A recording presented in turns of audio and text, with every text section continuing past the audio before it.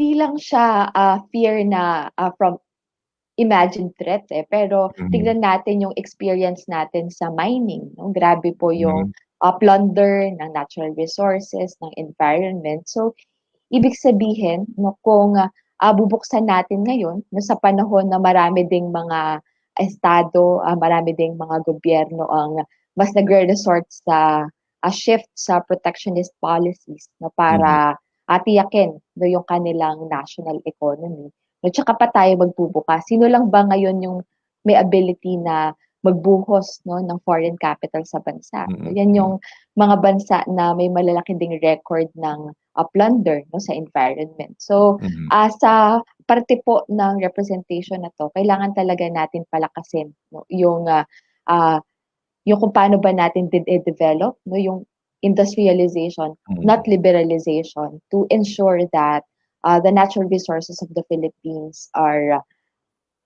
able to benefit the Filipino people first and mm. foremost.